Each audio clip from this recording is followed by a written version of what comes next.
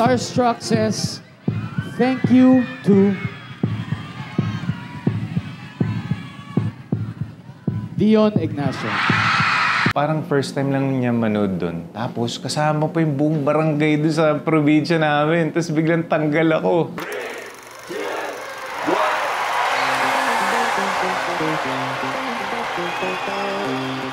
Starstruck says, thank you to Dion Ignacio. Naisip ko rin yun. Ngayon lang manunod yung magulang ko, tas tanggal pa. Sabi naman niya sa akin, okay lang. Kasi contest yung pinasukan mo.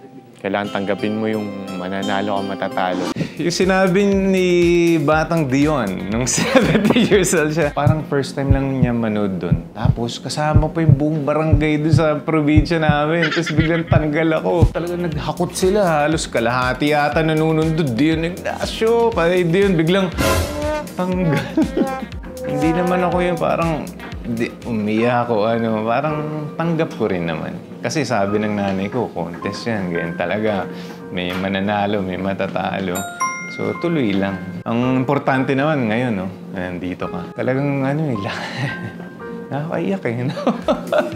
Tulad ngayon, hindi naman ako pinabayaan ng GMA. Hindi natapos dito. Akala ko nga dito, wala na, uwian na, balik province na. Pero yun, inalagaan ako ng GMA, binigyan ako ng project, nagtiwala sa akin. Bilang ganti, syempre pinagbubutihan ko yung trabaho ko. Kaya very grateful, thankful ako. Kaya sana mag-continue, dire-diretso.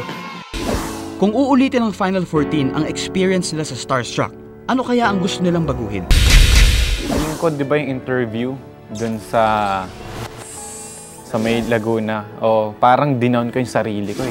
Talagang magaling siya sumayaw eh. Gwapo pa. Tapos si Rainier. Gwapo pa. Talagang ganito ko eh. Mas magaling to eh. Minsan dinadown ko sarili.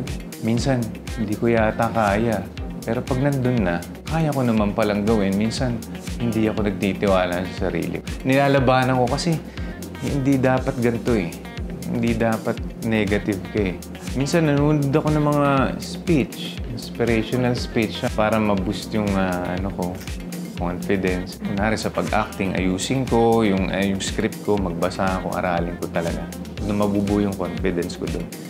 Para pag sumalang na ako sa taping, magawa ko na maayos yung acting ko.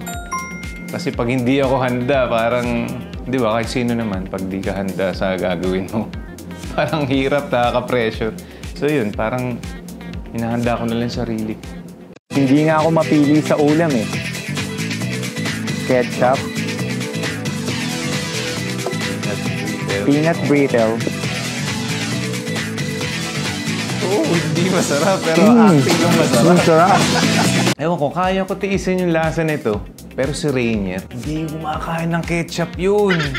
Kahit hanggang ngayon, diri siya sa ketchup, si Rainier Castillo. Weird yung lasa pero naiarte ko ng gusto. Si Rainier yata dito, hindi niya kinaya kasi hindi niya gusto yung ketchup sa totoong buhay. Nakakatuwa itong Starstruck. Sana magkaroon ulit ng panibagong Starstruck. Maganda yung ganito yung mga wala pang experience. Kasi yung iba kasi, nag-modeling na, nag-talent na noon. Kami wala ako, galing probinsya. Talagang naive yung ako dito. Hindi ako nakakita ng mga gwapo, mga ganda. Siyempre galing akong probinsya. Isa lang ako doon sa, ewan ko. Kasi konti lang pag province, di ba? Konti lang yung mga ganda, mga gwapo. Kaya nung high school, parang may mga fans na ako noon eh. Naglalakad ako, tapos may mga isang tricycle puno ng students na babae.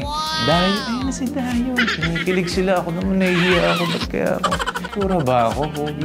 Hindi ako aware noon ng bata ako. Kaya siguro may mahugot ako na dinadown ko yung sarili ko. No, kasi parang hindi ako naniniwala. Tsura ako. Sana Yun, kaya pinagbubutihan ko na lang pag ganito may show. Yan mga kapuso, panoorin niyo po soon sa GMA Afternoon Prime ang Mommy Dearest.